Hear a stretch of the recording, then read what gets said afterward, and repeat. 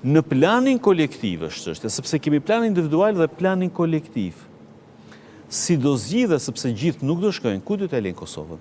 Hajde, nëse ne nisemi nga kjo predispozit, që gjithsekush në emër të një jete më të mirë, të lek të braktisë këtë vend, dhe të ikën diku tjetër, në planin kolektiv, në planin afatgjatë, në planin kombëtar, ku do t'i mbetet? Dileme madhe.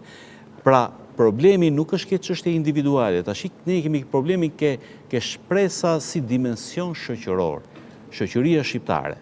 Ndoshta ne gabojmë në konstatime. Ka një depresion, ka një humbje shprese, sepse thash, problemet janë globale, gjithë bota sot ndodhet në një moment zhvillimor të atill që ka një krizë që edhe shoqërohet me një lloj ankthi, me një lloj humbe shprese, po përqendrohemi tek shoqëria jonë, sepse tek e fundit me këtë shoqëri në këtë i kemi të gjitha lidhjet. Pra, ka një lloj humbje shprese, bëhet fjalë për gjithë hapësirën shqiptare, pavarësisht diferencave të më të mëdha ose më të vogla me fjalë, po e ka gjithë shoqëria shqiptare. Në këtë aspekt, kush duhet të jetë zgjidhja dhe këtu thirren ne kemi nevojë të thresim virtyteve tona shoqërore. Si ta mundim këtë humbje shprese? Si ta luftojmë këtu në planin kolektiv? Po. Unë kisha me përmend rastin ose fjalin që populli e përdor, thotë njeri është më i fortë se guri.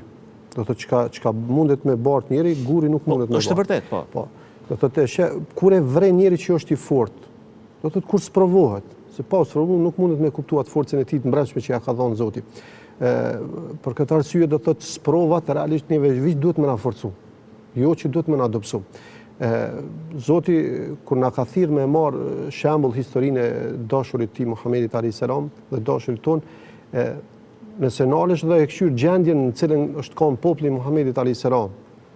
duke ekzistuar 360 idhuj tek qabja e amoraliteti, ato po thuaj se ka qenë një shumë pak detaje për të pasur shpresë. Për të pasur shpresa. Plus asaj që pejgamberi s'ka pas musliman tjerë që do të në fillim, edhe realisht është desh më u dorëzu. Me i pas thonë diku që brenda 23 vjetëve do të arrijë që ti do vjesh këtu i pari vendit, këto nuk do të jenë këtu, gati ka qenë e paimagjinueshme, edhe një jo njerëzore, do ishte njerëzore. Mirë po, pejgamberi sa me ka pas shpresën, e cila çdo herë ka shoqëruar dhe në momentet më kritike, rasti që u përmend për shembull hijreti, pejgamberi sa tu ik prej Mekës në Medinë, njerëzit e kërkojshin me pasuri të madhe për me zonë, i premtoj ke ati i cili ju kishtë shumë mrapa me njekë Surakës, i premtoj ke bryzyk të mbretit Persisë atje.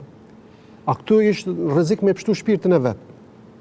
Para mendoni çfarë gjendje kritike, ndërsa ky shpresë aty ka që ka me dal jashtë gadishut arabik.